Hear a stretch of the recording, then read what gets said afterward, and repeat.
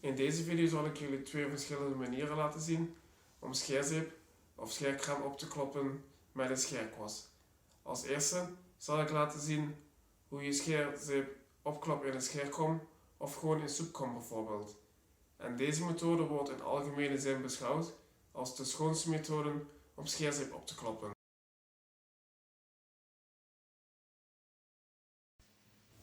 Het is aanbevolen om je scheerkwast in warm water te laten weken voordat je begint met het laden van je scheerkwast.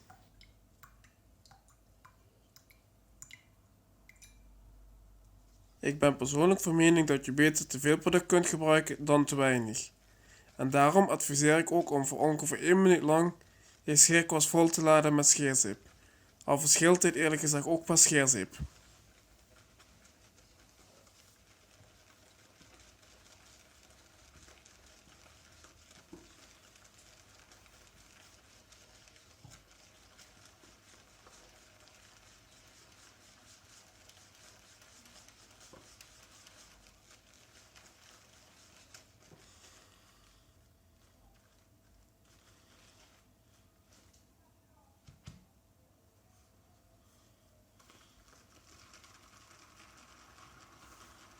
Overigens dien je in principe te blijven opkloppen tot je scheerschuim er net zo romig uitziet als slagroom bijvoorbeeld. En daarnaast mag je gerust tijdens het inzepen wat kracht uitoefenen op de scheerkwast, zodat je scheerschuim goed ingemasseerd wordt.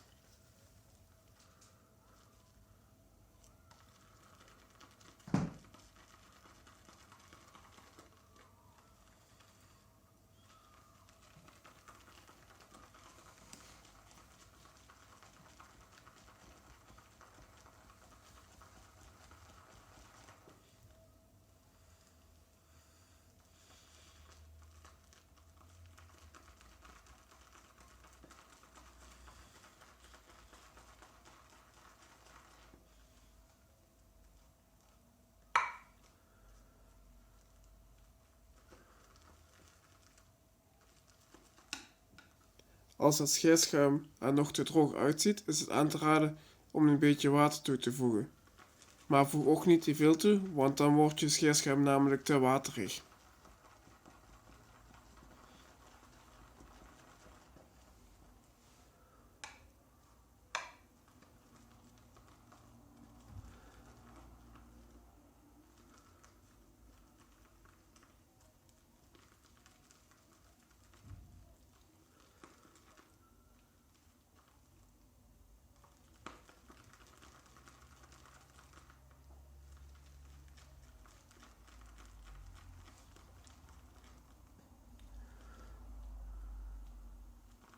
Je zult ondertussen wel gemerkt hebben dat deze methode van scheerzeep opkloppen best tijdrovend is.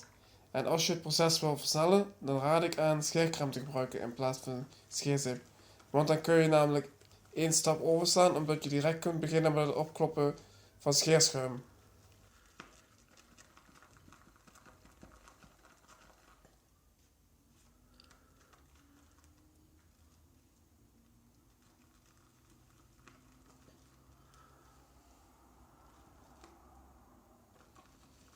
En nu zijn we klaar voor het inzepen.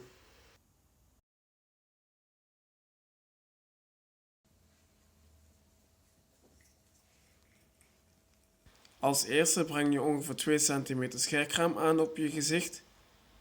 En daarna kun je direct beginnen met het opkloppen van de scheerkrem. Overigens kan de hoeveelheid scheerkrem dat je dient te gebruiken eerlijk gezegd wel verschillen per scheerkrem. Want bij sommige scheercremes dien je gewoon meer of minder product te gebruiken.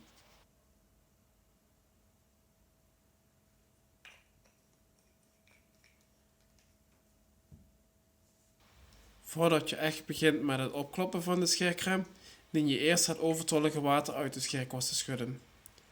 En 3 à 5 keer schudden is dan voldoende. Maar als je te veel water uit de scheerkwast schudt, dan maak je het alleen maar moeilijker eerlijk gezegd.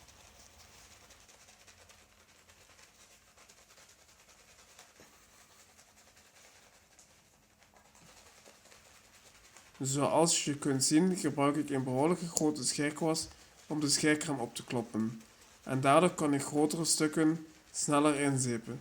Maar het nadeel is natuurlijk dat zo'n grote scheerkwast er best een rommeltje van kan maken.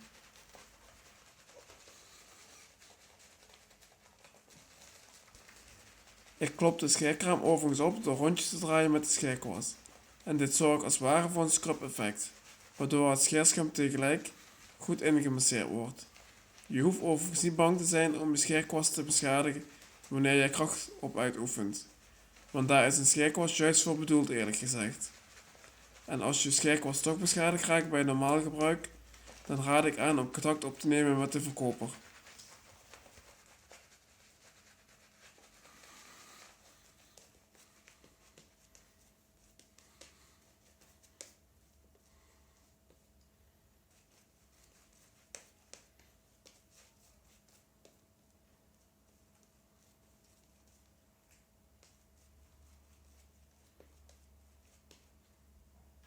Net als bij het opkloppen van scheerzip met behulp van een scheerkom, is het ook bij deze methode aanbevolen om een paar druppels water toe te voegen aan de scheerkwast wanneer het scheerschuim er nog te droog uitziet.